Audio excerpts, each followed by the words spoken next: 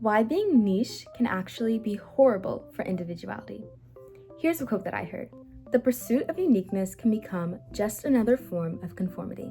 And I want you guys to take this quote with you as you watch this video.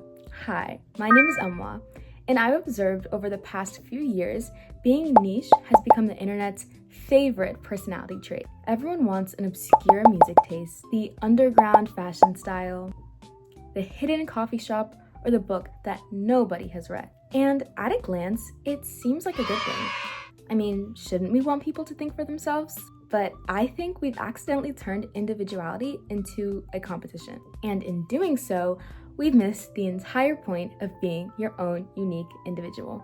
Today, I want to talk about how striving to be niche can actually be pretty harmful, how it can disconnect us from our true interests, and why people who seem to be the most unique are not even trying to be unique at all. Section 1.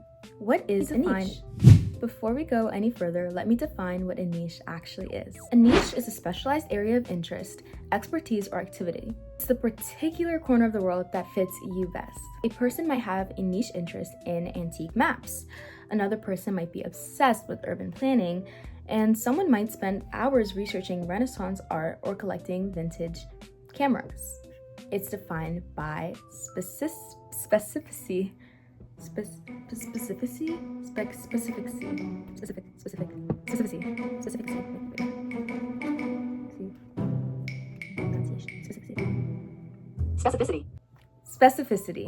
And specificity is simply an area that aligns deeply with your interest. The problem is that somewhere along the way, people stop treating niche like a description and more like a goal. Section 2. How do people usually find their niche? Most people don't discover their niche by trying to be different. They discover it through curiosity. You simply keep following things that interest you. Maybe watch one video about astronomy, then another, and 5 years later, you can explain black holes for fun. Nobody should wake up and say, how can I be super niche? Instead, you become niche accidentally, a byproduct of sincere interest.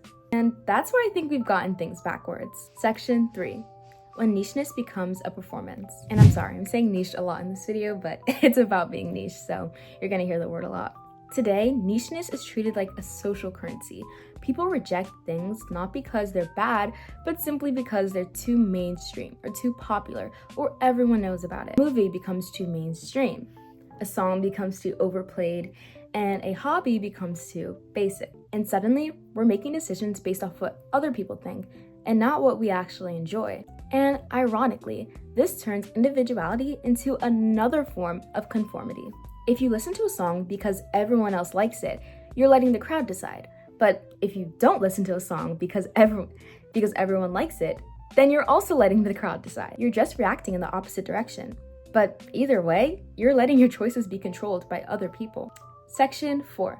The historical paradox. This isn't a new phenomenon. Throughout history, people had to find themselves in opposition to whatever was popular. Art movements rejected previous art movements, countercultures rejected mainstream cultures, and subcultures formed because people wanted alternatives. And many of those movements created beautiful things. But if you learn more about it, the most influential artists were not obsessed with being different. They were expressing something that was true within them. Their uniqueness was simply the result, not the objective. And the moment being different becomes the goal, that's when authenticity starts to disappear. Section 5. My own experience. Honestly, I did not want to make this video. Not because I disagree with it, but simply because it's so cliche. A video essay talking directly into the camera about culture and identity. It's been played out hundreds of times. A part of me wanted to find some sort of original format, something more unique, something more niche. Then I realized I am proving the exact point that I'm trying to make here. I was avoiding making this video because the format is too popular, the space is too oversaturated, and that is incredibly restrictive and horrible for individuality. Why should I stop myself from making something that has already been made just because it's popular? That's what we call social pressure. Section 6. What real individuality looks like. Real individuality is having an honest relationship with your interests. You can love a tiny indie artist, a blockbuster movie, you can read obscure philosophy, and enjoy a best-selling book. Those things aren't contradictions. the common thread is sincerity. One of my favorite examples of this is figs. I absolutely love figs. Like, I've written about figs numerous times over the past few months, and I actually wrote about figs to get into this journal that I applied for, which I just got accepted for.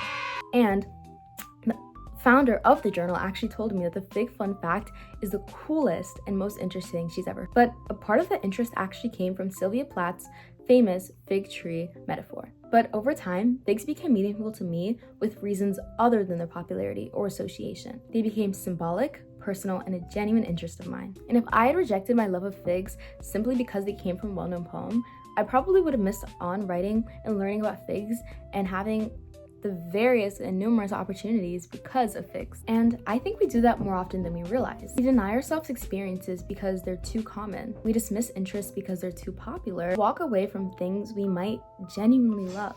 Conclusion. The truth is that niche interests can be absolutely wonderful. But chasing nicheness for its own sake is a trap, and it's horrible for your own individuality. I'd even go as far as to say it kills individuality. Totally. The goal should never be to be different. The goal should be to be your authentic self. And when you stop caring whether something's too niche or too mainstream, something very beautiful happens. Your own individuality comes naturally. Because no one has lived your life, no one has been through your experiences, and no one has your own unique perspective.